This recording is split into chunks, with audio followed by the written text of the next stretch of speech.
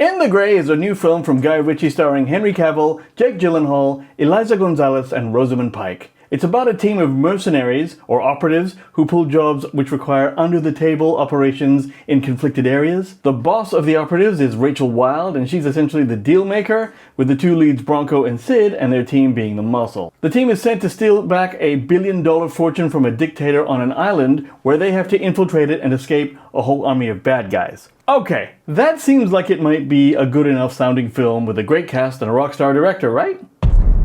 Sadly, that is not the case. When I first saw the trailer for this film, the one thing I thought was, this trailer, this cast, this director, it should look cooler than it appears to be. So why doesn't it look cool? Or what's wrong with it, or what was I noticing about it that made it look like it might not be that good? Well, I thought maybe the movie will be better than the trailer. But sadly it was not. Unfortunately, the movie is just like the trailer. It technically has all the elements and the stars and the exotic locations and explosions and bad guys and pretty people.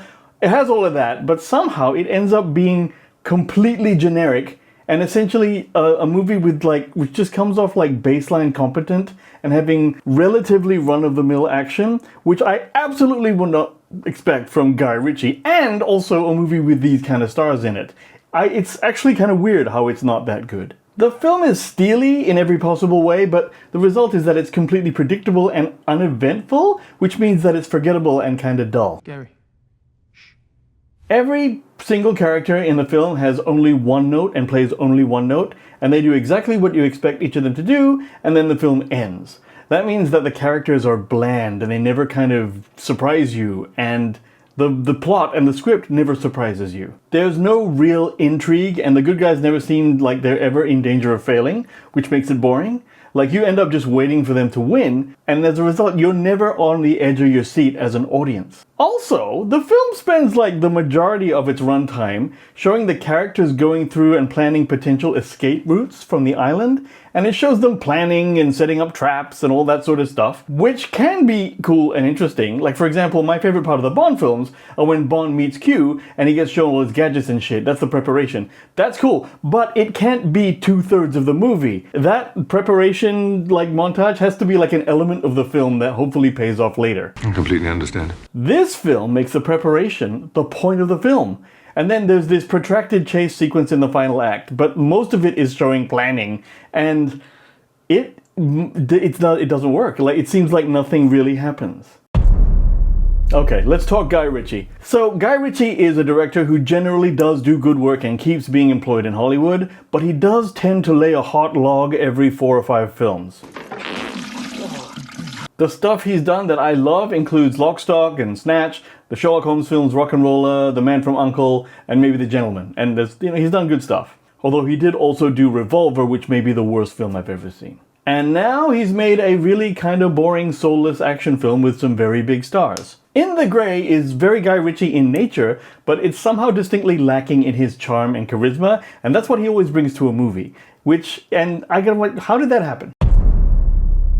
Well, it turns out there are a few reasons. Principal photography for this film was completed way back in late 2023, but the movie apparently required reshoots, which is the case with most films, almost all films of this nature. But the lead actors and the director were so busy with projects that studios couldn't coordinate all of their calendars, and that means the movie essentially sat on a shelf in a can for 3 years. Damn!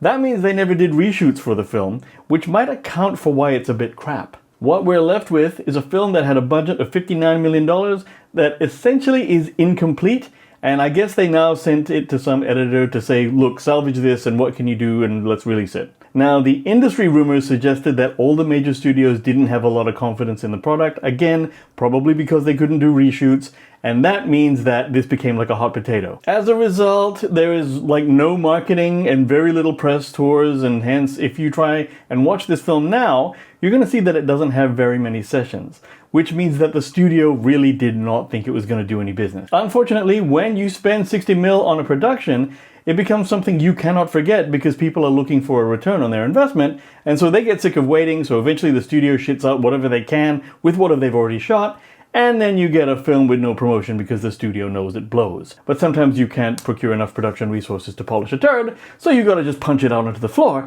and try to forget it. But did you see In the Grey? Did you like it? Am I completely wrong? Let me know in the comments, and thanks for staying till the end.